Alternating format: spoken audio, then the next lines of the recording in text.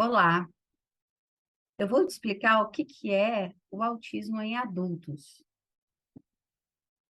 O autismo em adultos é um pouco diferente, ou bastante diferente, do que o autismo infantil. Até porque a infância é muito diferente da fase adulta, não é mesmo?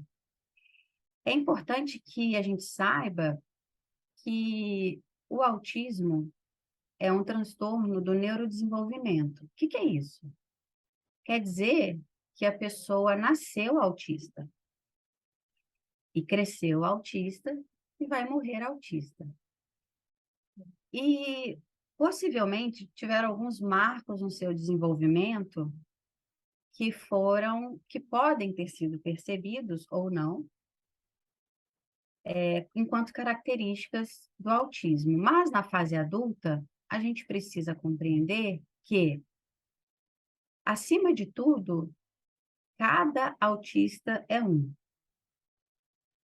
Então, a gente não pode classificar de uma forma tão contundente ou tão específica e restrita o que é simplesmente um autista adulto.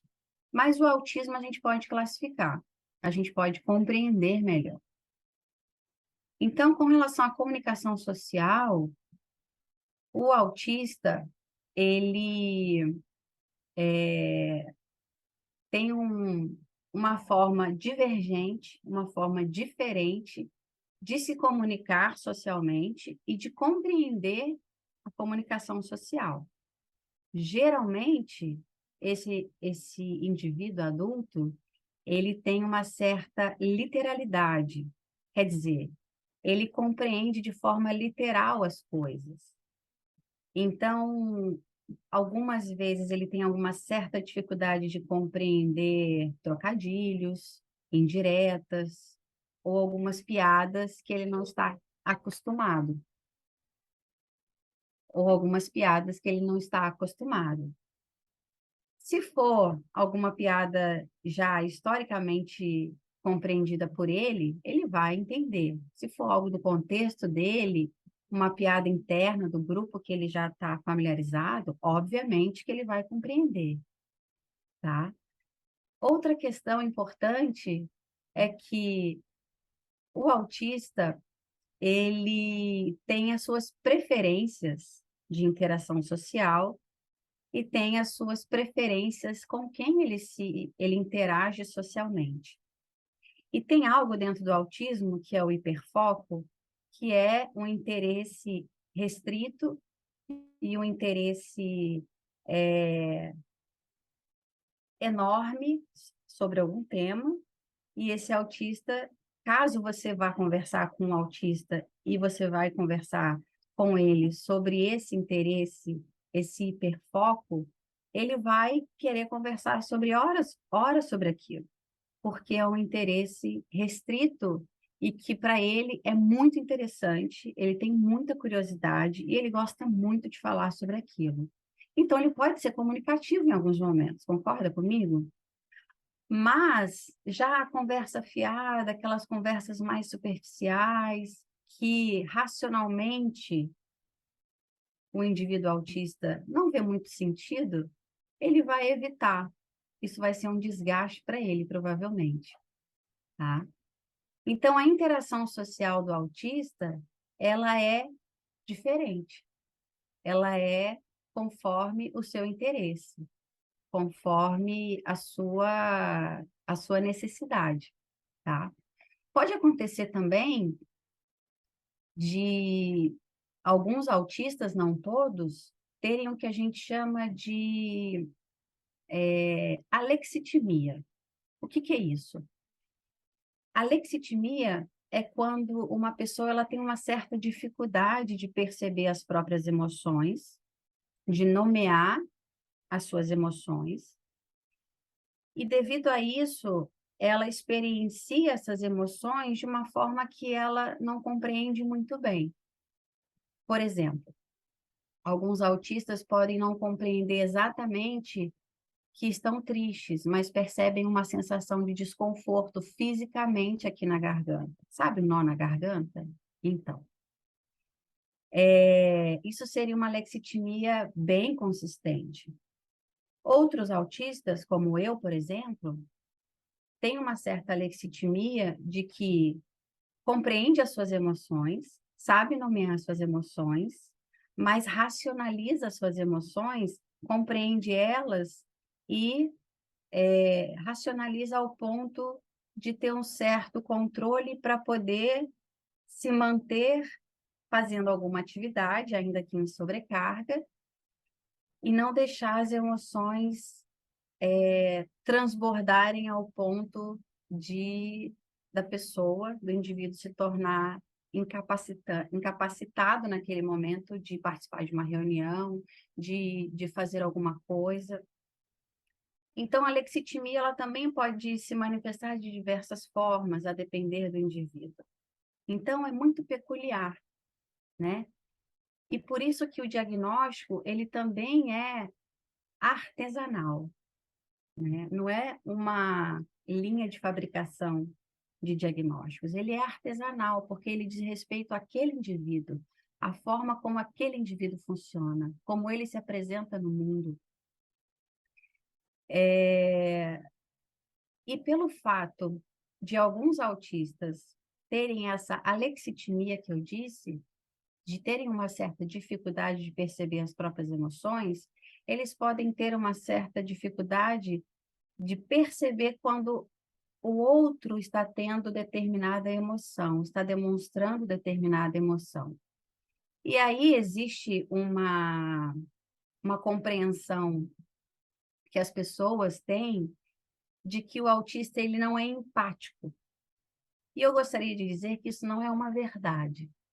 O autista ele pode não ter uma compreensão direta quando ele é alexitímico da emoção do outro, porém, tem alguns autistas que são hipersensíveis às suas emoções. Olha só como é um espectro, como vai do 0 ao 100 e dentro de um funcionamento divergente, peculiar e único, né? Então, tem alguns autistas que são hipersensíveis às suas emoções, percebem e vivenciam as suas emoções de forma muito intensa e têm uma hiperempatia pelo outro.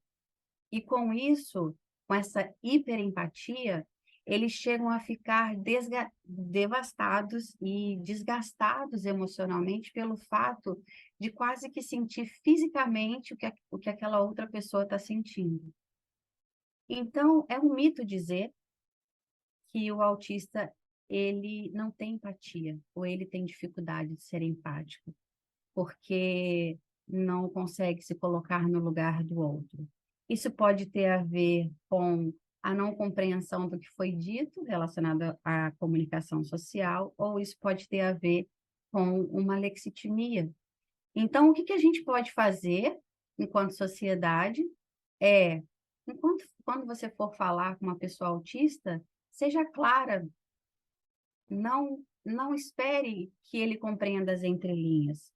Tem uma comunicação direta, uma comunicação clara, uma comunicação em que não vai deixar dúvidas. E pergunte para o autista também qual é a preferência dele de se comunicar. Você prefere falar sobre isso numa conversa? Você prefere que eu envie para você por escrito? Você prefere que eu envie por áudio?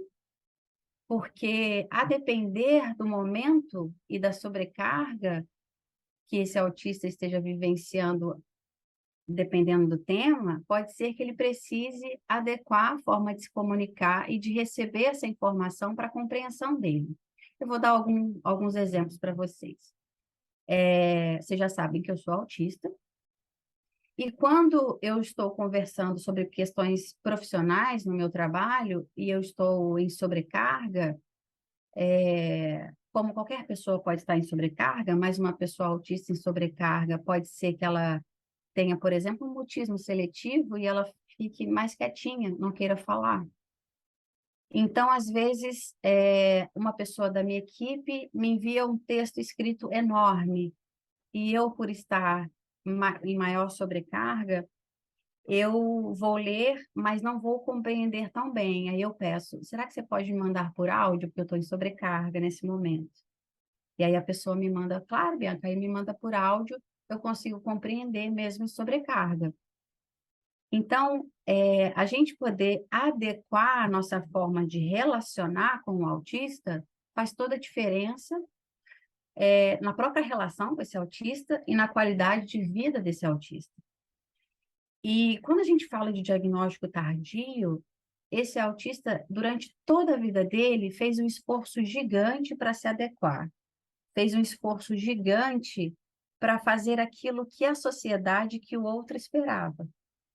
E o que esse vídeo também pode proporcionar para você que está assistindo, que não se identifica enquanto autista, que não é autista, mas conhece alguém que está em processo de diagnóstico, ou conhece alguém que já tem um diagnóstico fechado e que está dentro do espectro. Você pode se adequar às necessidades e à forma de funcionamento dessa pessoa. Como, Bianca? Perguntando para ela. Me conta um pouquinho como é a sua forma de funcionamento, o que você tem aprendido na terapia, nas suas consultas, porque eu quero me adequar para ter uma relação com você que seja facilitadora de seu bem-estar e seja respeitosa para você também, porque eu sei que algumas coisas você se esforça muito e eu quero poder compreender melhor como isso se dá. Então, esse é o meu recado para você que é autista ou não autista, para que a gente possa conviver no mundo com neurodivergentes e com neurotípicos, mas de uma forma respeitosa e de uma forma que seja acolhedora.